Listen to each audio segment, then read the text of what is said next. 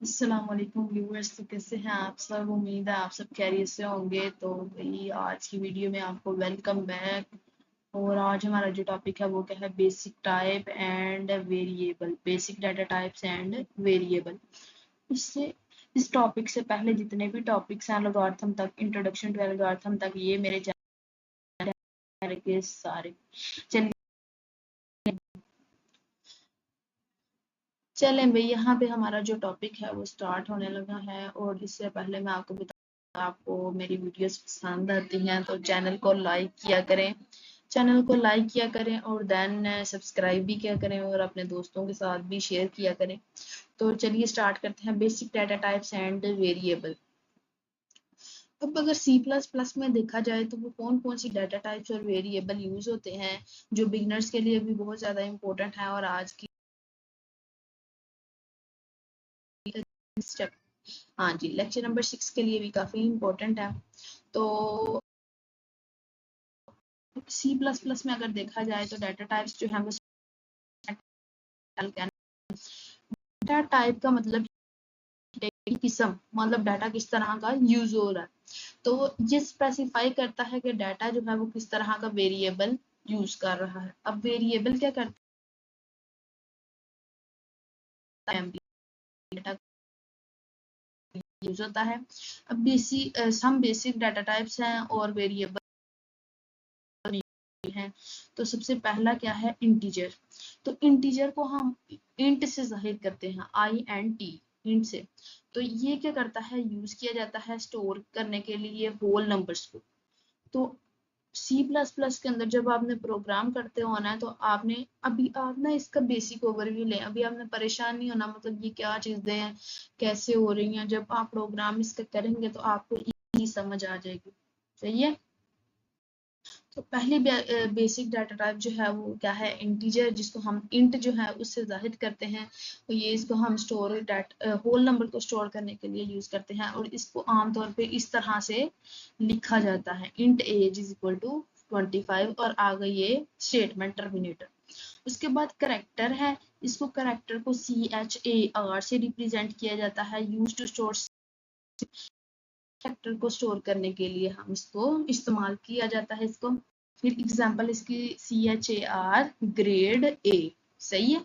इसको हमने लैंग्वेज के अंदर भी इसी तरह से यूज करने हैं। ये बहुत सिंपल है, अभी आपको टफ लग रहा होगा लेकिन बहुत सिंपल है। फिर जब आप बुलियन की बात करें, डाटा टाइप रहता है स्टोर करने के लिए ट्रू है या फॉल्स को। ठीक है।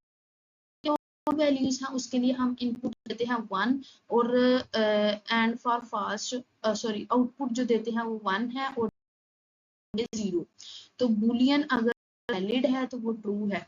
ठीक है। For example bool is valid, तो वो किसके इक्वल होगा? मतलब जो चीज वो ट्रू है, वैलिड है, वो फॉल्स है। जो चीज जिसका रिजल्ट हमारे पास 1 आया इसका मतलब वो ट्रू है, जिसका 0 आया वो फॉल्स है। बात समझ में आ गई?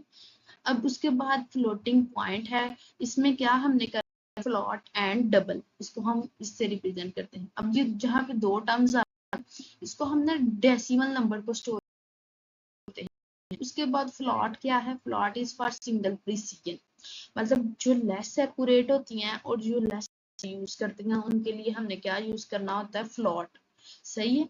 जो लेस एक्यूरेट है, लेस मेमोरी, इसका मतलब वो सिंगल प्रिसीजन रखती हैं, उनके लिए हमने फ्लॉट यूज करना है। उसके बाद हमारे पास डबल आ जाता है। Double is the double precision, मतलब फ्लॉट क्या है? सिंगल प्रिसीजन है, लेस मेमोरी के लिए, लेस एक्यूरेट के लिए।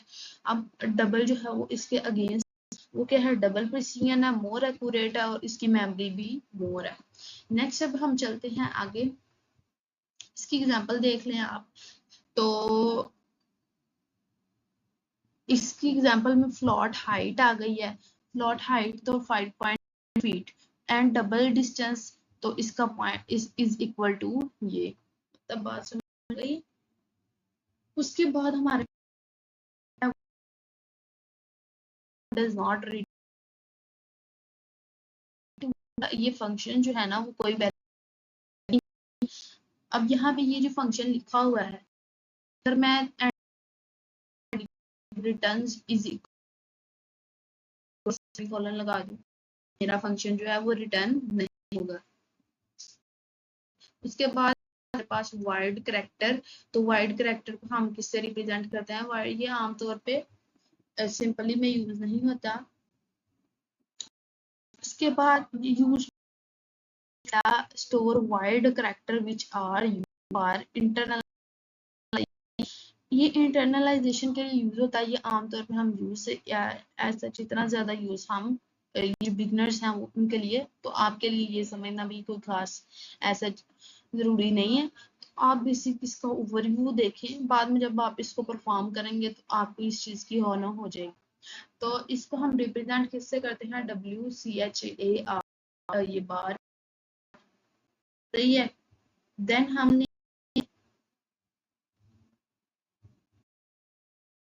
अब हम कुछ बेसिक्स जो हैं वो वेरिएबल की भी देख लेते हैं। अब वेरिएबल को हमने नाम दिया होता है स्टोरेज लोकेशंस का। जितनी मेमोरी के अंदर जो हमने डाटा रखा होता है उसकी जो स्टोरेज की लोकेशन होती है वो क्या होती है। किस तरह C++ में शुरू करें या किस तरह उसको फंक्शन करवाएं, तो उसकी भी हम आगे पढ़ते हैं। अभी मैंने आपके सामने एग्जांपल्स भी शो करवानी है। तो सबसे पहला क्या है, डिक्लेरेशन एंड इनिशियलाइजेशन।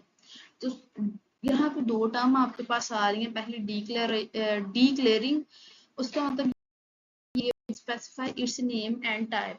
तो डिक्लेयरिंग में हमने अपना नेम, उस वेरिएबल का नेम और टाइप मेंशन करवानी।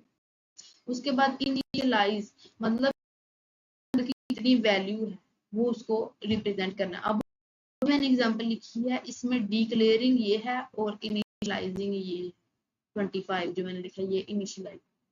इतनी बात आपको समझ में आ गई। अब सिंटैक्स क्या होता है, उसकी डाटा टाइप, उसका वेरिएबल नेम और उसकी वैल्यू इक्वल होता है। सही है। सिंटैक्स जो है डाटा टाइप वेरिएबल उसकी वैल्यू के इक्वल होता है। उसके बाद यहाँ पे देखिए मैंने आपके सामने एक एग्जांपल दी है इसको अंडरस्टैंड करने के लिए। आपने इस तरह जो स्टार्ट किया, इंट मेन लिखा, आपने जो है वो इंटीजर वैल्यू लिखी। इंटीजर की वैल्यू के बाद इंटीजर की एज 25 सी आउट को आपने यूज किया। अभी आपके लिए सारी चीजें बेसिक हैं। अब इंटीजर वेरिएबल ये है, एक मिनट आपको ये मेरा पॉइंटर शो हो रहा है, ये जो है मेरा पॉइंटर। तो यहाँ पे देखें तो इंटीजर वेरिएबल में हमने इसकी एज मेंशन की है और करेक्टर वेरिएबल में हमने CHAR ग्रेड मेंशन किया, जिस तरह मैंने अभी आपको बताया पीछे। उसके बाद बुलियन वेरिएबल को अगर देखा जाए तो वहां पे आपने bool is valid is equal to true, वही जो मैंने आपको एग्जांपल्स दी हैं हमने सारी की सारी जो है वो अपने प्रोग्राम में लिख के देखनी है, तो इंशाल्लाह आपका रिजल्ट बिल्कुल दुरुस्त आएगा। सही है। अब ये देखें सारी की सारी उसने वही एग्जांपल्स लिखी हैं एंड देन एंड पे उसने क्या लिखा है, रिटर्न 0, मतलब कोई भी वैल्यू वापस रिटर्न नहीं होनी चाहिए। तो ये हमारा था प्रोग्राम। एंड देन हमने,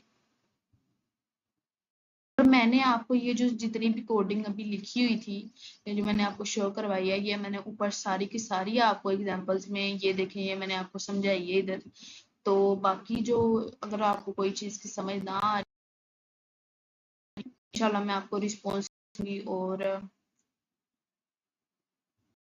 मिलते हैं नेक्स्ट वीडियो में।